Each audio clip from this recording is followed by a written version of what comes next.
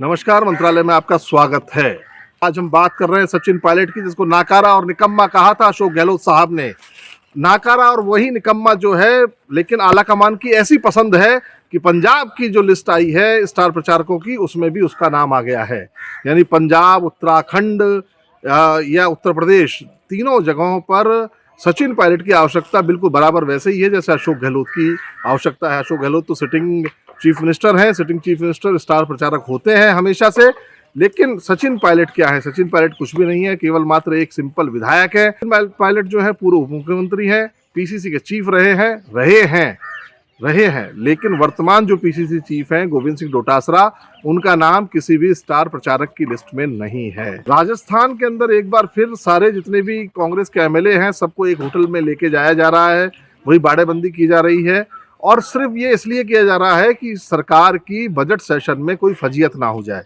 सरकार की फजीयत इसलिए हो सकती है क्योंकि पूरे बजट सेशन के दौरान जो विपक्ष है, विपक्ष तो आक्रामक रहेगा ही रहेगा, लेकिन सत्ता पक्ष के अंदर भी विद्रोह होने की संभावना है। अशोक गहलोत साहब राजनीतिक नियुक्तियों को टालते चले गए। आपने देखा होगा मंत्रिमंडल विस्तार किया, उसमें भी उन्होंने मंत्रियों को बाहर का रास्ता नहीं दिखाया, नाकारा मंत्रियों को बाहर का रास्ता नहीं दिखाया।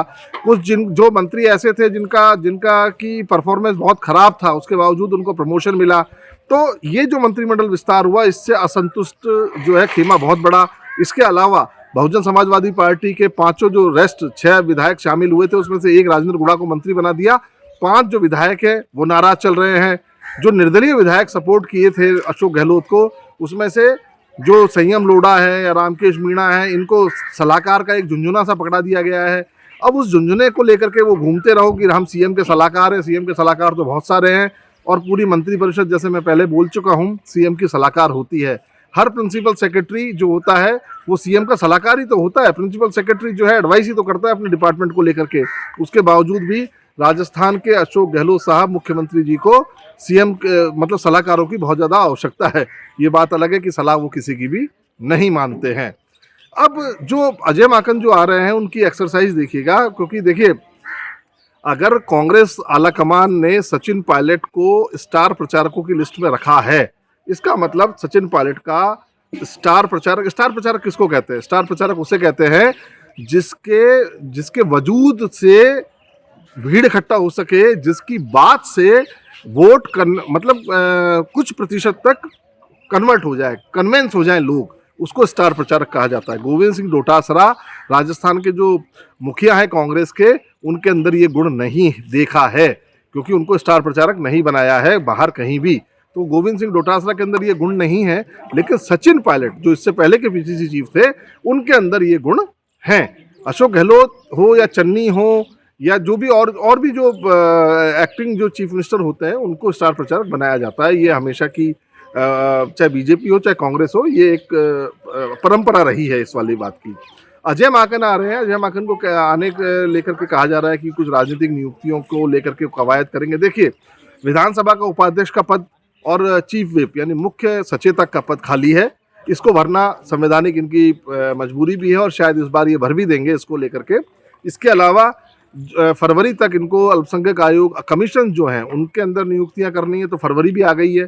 तो फरवरी के अंदर भी इन्होंने हाईकोर्ट के अंदर सरकार ने अपना हलफनामा दायर करके कह रखा है कि हम फरवरी के आखिरी सप्ताह तक जो है आयोग कमीशन फुल कर देंगे। तो आपने देखा होगा राजस्थान के अंदर जो राजनीतिक नियुक्तियां रुक गई हैं, इस कारण से अब जो अजय माकन आ रहे हैं, तो उसको लेकर के फिर कांग्रेसी कार्यकर्ताओं के अंदर एक आशा जगी है। और इधर विधायक जो है उनका प्रेशर ये है कि राजनीतिक नियुक्तियों में उनको भी भागीदारी मिले। उधर राहुल गांधी का फार्मूला है कि एक व्यक्ति एक पद, और दूसरा राजनीतिक नियुक्तियों के अंदर संगठन के लोगों को भागीदारी मिलनी चाहिए। इन दोनों के बीच में अशोक गहलोत बैठे हैं, जो मुख्यमंत्री बन के बैठे हैं, लेकिन उनका जो कहना है, उनका बार बार जो अपने लोगों को कहते हैं कि सचिन पायलट के कारण राजनीतिक नियुक्तियां अटकी हुई हैं। अगर सचिन पायलट के कारण राजनीतिक नियुक्तियां अटकी हुई हैं, और सचिन पायलट अगर ये कहने लगे कि अशोक गहलोत के कारण राजनीतिक नियुक्तियां अटकी हुई हैं, तो जो बीच के हैं, जो अजय माकन है, वो फिर क्या कर रहे हैं? जो प्रभारी होता है, जो जिसको जिम्मा मिलता है, उसका काम सामंजस्य बैठाना ही होता है।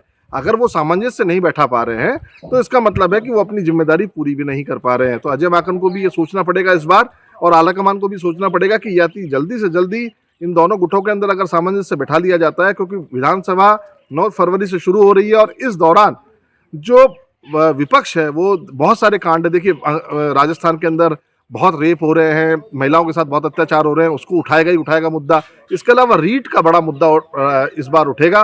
रीट पेपर को लेकर के तैयारियां कर ली गई है, विपक्ष ने भी तैयारी कर ली है, हाईकोर्ट के अंदर 8 तारीख को सुनवाई है। इन सबको देखते हुए सरकार भी तैयार है, क्योंकि रीट के ऊपर जो निशाने पर हैं वो सीधे सीधे गोविंद सिंह डोटासरा है, डॉक्टर सुभाष गर्ग है। गोविंद सिंह डोटासरा राजस्थान प्रदेश कांग्रेस के अध्यक्ष हैं और जो डॉक्टर सुभाष गर्ग है वो इस समय मंत्री हैं राजस्थान में।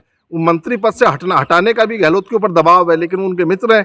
तो ये जो गैंग है जिसने पूरा रीट पेपर और एसओजी जो जिस तरीके की जांच कर रही है निचले लेवल पर, ऊपर तो नहीं कर रही है लेकिन निचले लेवल पर तक जिस तरह की जांच कर रही है, इसका मतलब है कि बहुत बड़े लेवल पर घोटाला हुआ है, अपात्रों को पात्र बनाने की कोशिश की गई है।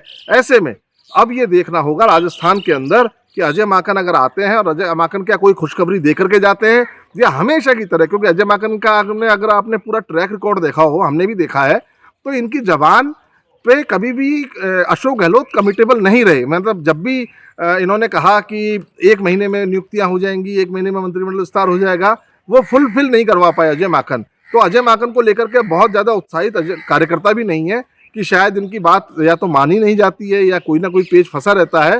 तो इसको लेकर के भी बड़ी स्थिति है कि अजय माकन अपनी भूमिका को किस तरह से निभा पाते हैं।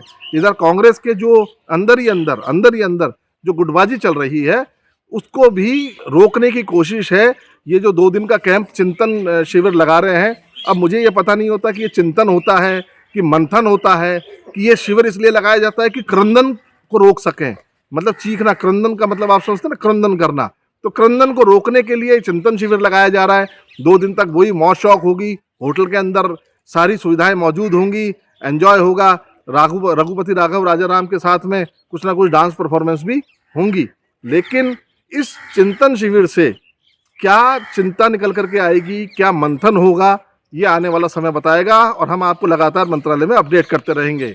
मंत्रालय में संजय के साथ आज इतना ही। कल फिर मुलाकात करेंगे नए मुद्दे के साथ। दीजिएगा इजाजत, नमस्कार।